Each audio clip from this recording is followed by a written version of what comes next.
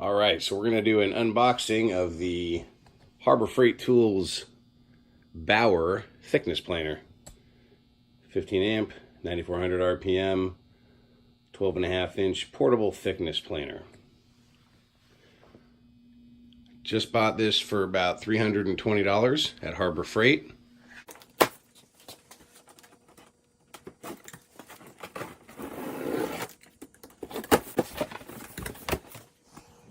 Up on the top here, the instruction book. And it looks like we have, that's probably going to be the handle for the thickness adjuster.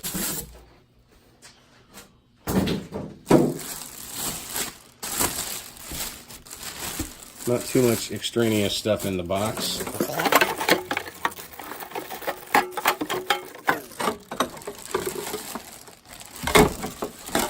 A dust collection port. Yeah, a couple screws in here. 2 screws with a plastic dust collector. Looks like it has a vacuum attachment there. So here's the planer once it's been taken out of its packaging. It's got a pretty nice solid feel. It's actually a very solid feel. Some plastic, of course, on the sides. These are handles to grip it with, which are nice. These are actually metal, I think. One on each side, so that you're not tempted to lift it by these rollers to feed it back. It's the outfeed table.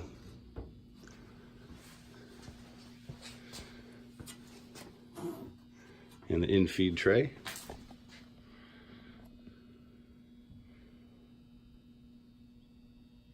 Got some foam blocks that are under here, obviously just for shipping, so I'll have to install that handle to raise the blades.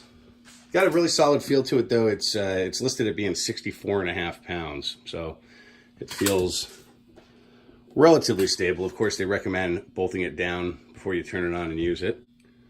There are a few things that I love more than a tool that doesn't need to be assembled very much. So this is all that came in the box. This is, of course, the unit itself.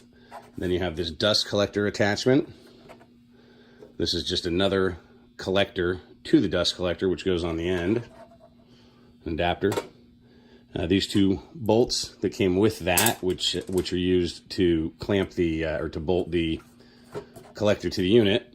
And then you have this handle, which is the thickness adjuster. This has the measurements here on the side, and that's going to sit right in here with 1 bolt, or 1 screw, which I believe is under this rubber here. 1 bolt. You'll need an Allen wrench to put that on, which they've also included. If you look back here, of course, the power cord. You have 2 magnets that are included. They're built in right here. These are to remove and replace the blades, so you don't have to handle the blade. And then the Allen key right here, which is built in and sits right there on the unit.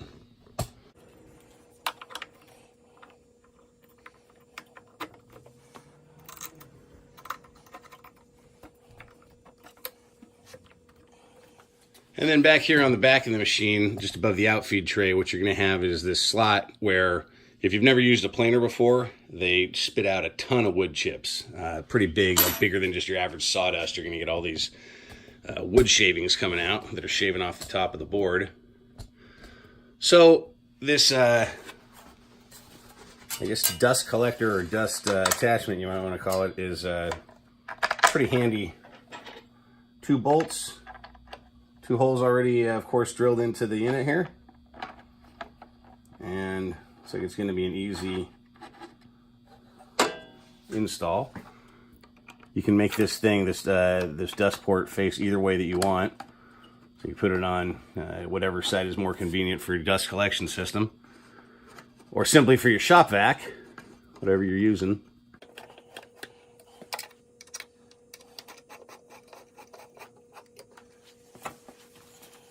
Wider adapter here, which also has a Allen bolt on the end.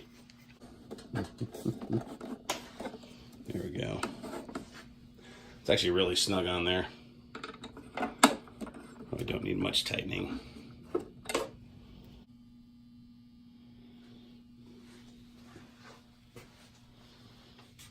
little bit of instructions here just for changing the blades or handling the blades, knowing that they're sharp.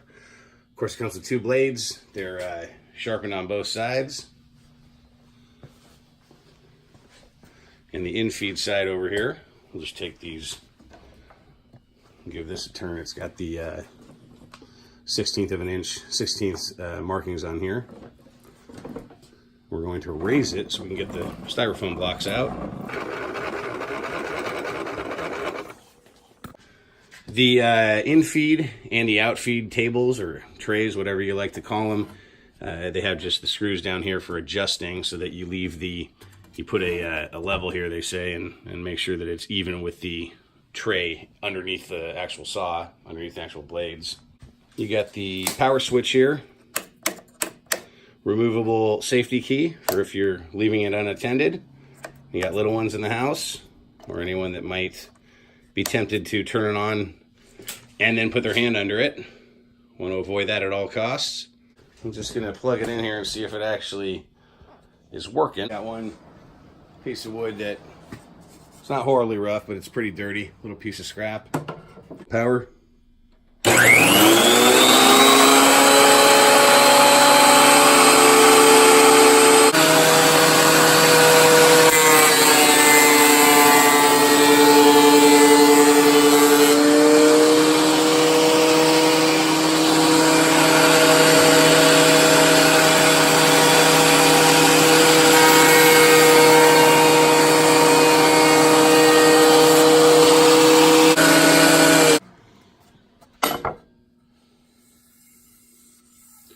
Not bad for just 2 quick passes.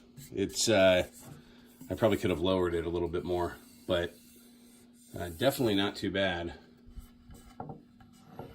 Pretty impressive, actually. It's a little, I could do this a number more times and work on getting it even smoother. But a little bit of snipe at the front,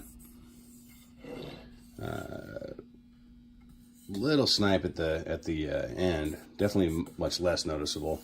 I try to make sure that I have room to cut away on whatever board I'm cutting to help get rid of the snipe, because I have not found a solution yet that really works.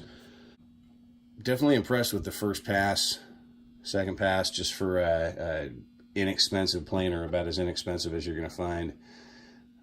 I would say, just with my personal experience with Harbor Freight power tools, if you are going to need them all the time, maybe even rely on them for work, I generally look for another brand. But for something for the hobbyist that's not going to get too much excessive use, they have been relatively reliable. I've read good things about this planer, so I thought I would try it out.